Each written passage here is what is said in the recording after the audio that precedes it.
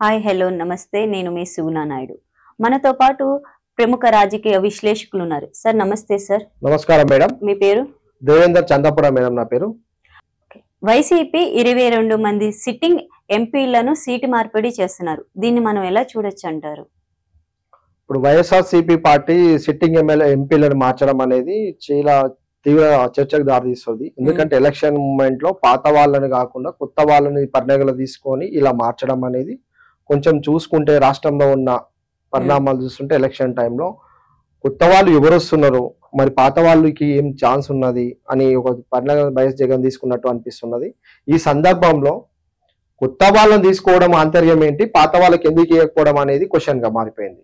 ఎందుకంటే వాళ్ళు పని చేయలేరా, మరి పని చేశారా, మరి జగన్ సొంత నిర్ణయాలు తీసుకొని నెక్స్ట్ ప్రభుత్వంకి ఏంటి మరి పాలన నెక్స్ట్ ఎలా వెళ్ళాలి ఎలక్షన్ తర్వాత అనేది చూస్తుంటే మరి ఎంపీ టికెట్లు ఇవ్వనప్పుడు కూడా మరి ఎమ్మెల్యే టికెట్లు ఇచ్చే ఛాన్సెస్ ఏమన్నా అనిపిస్తున్నట్టు కొడుతున్నాం. దానికి కొత్త వాళ్ళకి ఎంపీ టికెట్ ఇచ్చి పాత వాళ్ళకి ఎమ్మెల్యే టికెట్లు ఇచ్చేస్తే బాగుంది అని ఒక ఆలోచన తీసుకొని ఈ ఓటమి భయంతోనే ఎంపీలని ఎమ్మెల్యేలుగా మారుస్తున్నారంటారా? దీన్ని మనం ఎలా చూడొచ్చు? ఈ రెండు పరిణామాలు చూసుకుంటే కొత్త వాళ్ళు ఎవరు వస్తున్నారు వాళ్ళని దృష్టిలో పెట్టుకొని వాళ్ళకి ఎంపీ టికెట్ ఇచ్చి ఇయ్యని వాళ్ళకు ఎవరైతే ఉంటారో ఎంపీ టికెట్లు మొత్తం కూడా వాళ్ళకు వైఎస్ఆర్ పార్టీ అనేది ఎమ్మెల్యే టికెట్లు అనేది ఇవ్వడం అనేది జరుగుతుండొచ్చు. ఎందుకంటే వాళ్ళు గెలవాలని ముందు ఎలక్షన్ లో వెళ్తున్నారు కాబట్టి గెలవాలి అని కోపం ఉన్నప్పుడు వాళ్ళకి ఎమ్మెల్యే టికెట్ సరిపోకపోవడం వల్ల ఎంపీ టికెట్లు తీసుకోవడం ఎమ్మెల్యేగా మార్చడం అనేది నిలబడితే పబ్లిక్ లో తెలిసిన ఫేస్లకు అయితే మాత్రము ఓటు బ్యాంకింగ్ అనేది పెరుగుతుంది అనే ఒక ఒపీనియన్ తోని ఎమ్మెల్యేలకు ఇస్తుండొచ్చు అని నేను అనుకుంటున్నా. వాళ్ళకు ఎంపీ టికెట్లు ఉన్న వాళ్ళందరికీ కూడా 22 మంది ఎంపీలు ఉండడం వల్ల కేంద్ర ప్రభుత్వం వైసీపీకి ఇప్పుడు దాకా సపోర్ట్ చేశారు. ఒకవేళ రానున్న ఎలక్షన్ లో 22 మంది ఎంపీలు లేకపోతే కేంద్ర ప్రభుత్వం వైసీపీ పాత కేసులను బయటకు తీసే అవకాశం ఏమన్నా కనిపిస్తుందా? ఆబ్జెక్ట్ లో ఎందుకంటే ఖచ్చితంగా క్వశ్చన్ మీద ఎందుకంటే ఇప్పటి వరకు ఎంపీ టికెట్లు ఉండడం వల్లనే వైఎస్ఆర్సీపీ పార్టీకి కేంద్రం అనేది సపోర్ట్ చేసింది. ఎందుకంటే ఒక నేషనల్ పార్టీకి కావాల్సింది ఎంపీ టికెట్లు మెయిన్. ఒక ప్రాంతీయ పార్టీకి సంబంధించిన వారికి అయితే సీఎం కావాలనుకున్నప్పుడు ఎమ్మెల్యే టికెట్లు అనేది ఎమ్మెల్యేలు గెలిచిన వాళ్ళు సపోర్ట్ ఉన్నప్పుడే సీఎం అవుతాడు.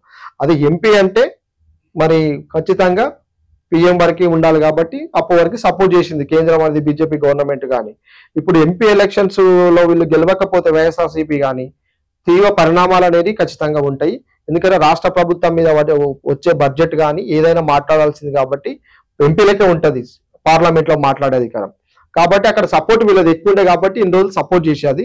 ఇప్పుడు కూడా ఎంపీ టికెట్లు గెలవకపోతే కానీ జగన్ తీసుకున్న నిర్ణయాలు కానీ ఏమైనా అవకతవకలు జరిగినా కానీ జగన్ అక్రమాస్తుల విషయంలో కానీ ఇన్ని రోజులు మెజిస్ట్రేట్ ముందర హాజరుపరచకపోవడం, ఆయన రాకపోవడము, ప్రతి శుక్రవారం కానీ అక్కడ వెళ్ళి కలవాలి మెజిస్ట్రేట్ ముందర, అది ఒక సీఎం గా ఉండి ఆయన మెజిస్ట్రేట్ అవమానించడం కానీ జరిగిందంటే ఎంపీ స్థానాలను చూసి ఆయనకు ఏదో పరిగణించి ఒక సీఎం ఏదో వర్క్ లో ఉండొచ్చు అని ఇచ్చిరు.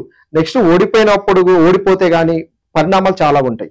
ఎందుకంటే ఒక మెజిస్ట్రేట్ ముంగట అనేది అందరు ఈక్వల్, పిఎం టు ఓటర్ వాడికి అందరికీ ఈక్వల్ ఉంటారు. కాబట్టి దీన్ని ఒక పరిణామాలు తీసుకుంటారు. ఖచ్చితంగా వైఎస్ జగన్ కి ఓడిపోతే మాత్రం చాలా తీవ్ర నష్టం ఉంటుంది, తీవ్ర పరిణామాలు ఎదుర్కొంటాడు. అక్రమాస్తులు అంటే ఖచ్చితంగా బయటపడతాయి.